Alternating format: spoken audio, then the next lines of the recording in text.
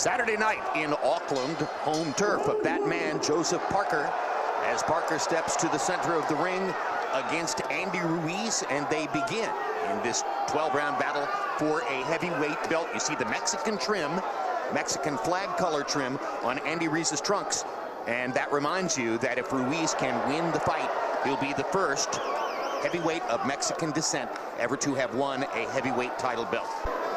Ruiz elected not to travel to New Zealand from Big Bear, California until 8 days prior to fight time.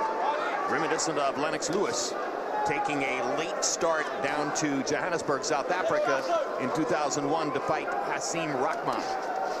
Parker is generally an aggressive fighter, but there are different styles of aggression, and he's more of a, explode at a guy kind of aggressive fighter, and Ruiz is more of a kind of drag his feet slowly, come forward with steady pressure. And right now, Ruiz's pressure is forcing Parker, Roy, to move. Yeah, but Parker's a foot-first fighter, which means that he uses his feet first. See that right foot going back first? He uses those feet first as defense, whereas Ruiz uses his hands first for defense and offense. So one guy's fighting with his feet first, the other guy fights with his hands first.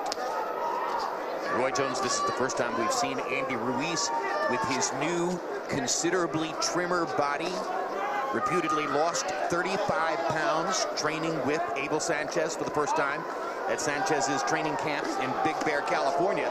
And you see the results there as an aggressive Andy Ruiz reaches forward with the 1-2 combination. And now Parker firing back. Very good first round.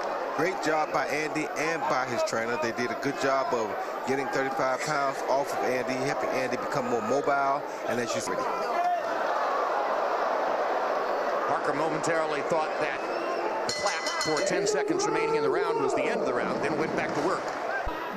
Heavy box numbers in round one found the two fighters combining to throw 102 punches, both of them averaging right around 50 coming out of that first round. And Ruiz landed at a higher rate than Joseph Parker as he got his jab in several times and therefore took an early CompuBox lead over Joseph Parker in the fight. One fun thing about that first round, guys, for how many years now has Klitschko's very technical style kind of sucked the life out of the division, because he's been so dominant and technical, and there's been a lot of Eastern European style fighters at the top of the heavyweights. One of the exciting things about Tyson Fury's upset of Klitschko wasn't the fight itself, obviously, but in the aftermath, we saw guys like Joseph Parker and, yes, Ruiz, and obviously Anthony Joshua and Ortiz and others, Deontay Wilder, with a more fluid style that was more pleasing to watch. And in that first round, it wasn't action-packed, but it was a fun round of boxing to watch in the heavyweight division. It's been a while. Where does Anthony Joshua fit into the style equation, Max? Parker hasn't shown it yet, but he seems to me a little more explosive at times than Joshua. But Joshua is a basic but good big fighter with big power and a great amateur pedigree. Roy Jones, does Andy Ruiz have enough power to compete at this level of the heavyweight division? Yes, Andy Ruiz has enough power and enough skill to compete at any level of the heavyweight rankings right now, because he's such a good fighter, a guy who puts punches together, quick hands for a heavyweight, and we never often see a big Mexican heavyweight. So to have skills on top of it is really remarkable. Took straight right hand by Andy Ruiz. Parker gets back with one right hand, but Ruiz's quickness and hand speed showing up as he gets the drop on Joseph Parker here in the second round. We got a good fight going on now, Jim. Yeah, Ruiz took him to school a little bit in the last 30 seconds. Yeah, he did. I think Parker is at his best when he's got some forward momentum going, and Ruiz just steady pressure is taking that away from him.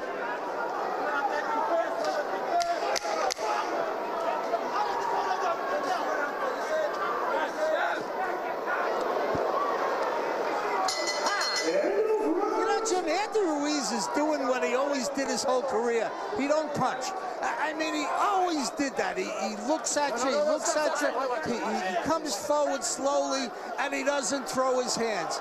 I think he lost 3 rounds in a row just by not punching. If he would have let go of that right hand like he did in rounds 2 and 3, I think he would have been doing tremendous. But to tell you the truth, if you watch this and you watch it real close, you'll see how little the guy punches. He looks at him, and he doesn't let it go.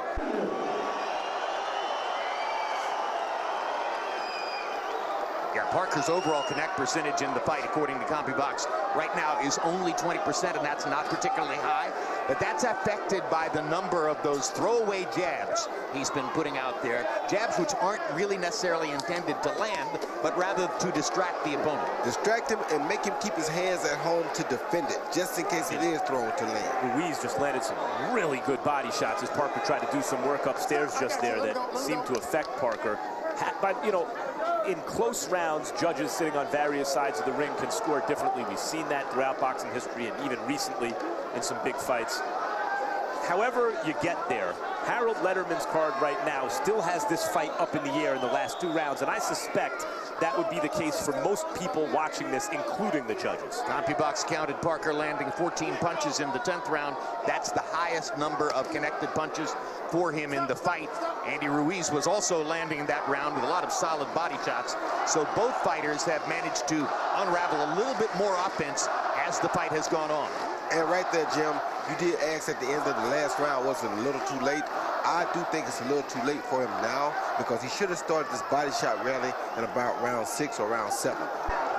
Seems to become the best punch he's thrown all night, because that jab has kept Andy at bay, although Andy just countered it really good right there. Yeah, Andy's putting the pressure on here a little bit more. You guys referenced, Jim, the last round of Holmes and Norton, the 15th round, one of the great all-time rounds. The fight was good. The last round was incredible, and that's what people remember. And this fight seems to be in the balance, and these guys are throwing some big shots here. That was a good right hand by Joseph Parker. And didn't even faze Andy.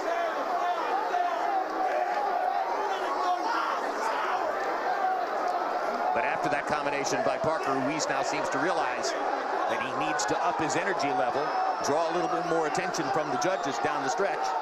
Andy eats a right hand from Parker on the way in. He ate a jab, actually, Jim. That jab disrupted everything that he tried to do just then.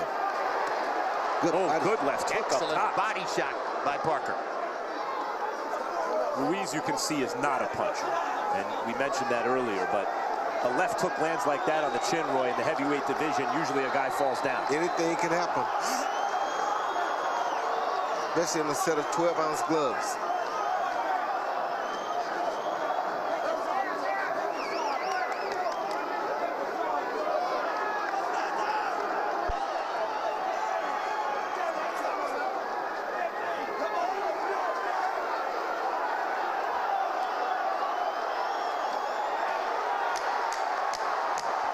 Parker trying to finish with a rally here.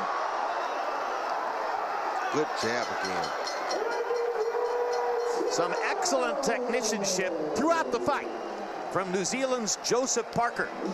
Only 21 professional fights coming in, but he responded very well to the pressure of this situation, as did Andy Ruiz.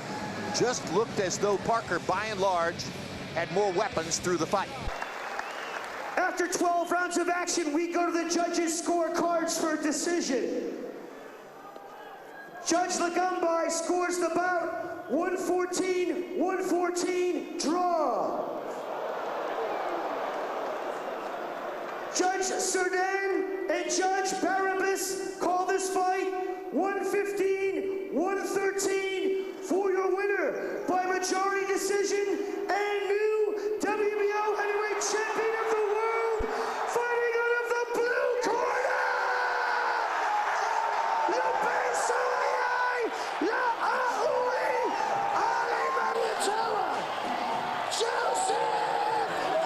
A very close fight. Ultimately, razor-thin scores.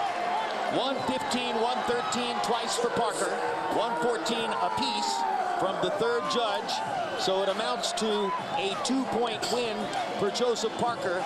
and earns for him control of one of the heavyweight belts. And Andy Ruiz falls short in his attempt to become the first Mexican-born fighter ever to win a heavyweight crown.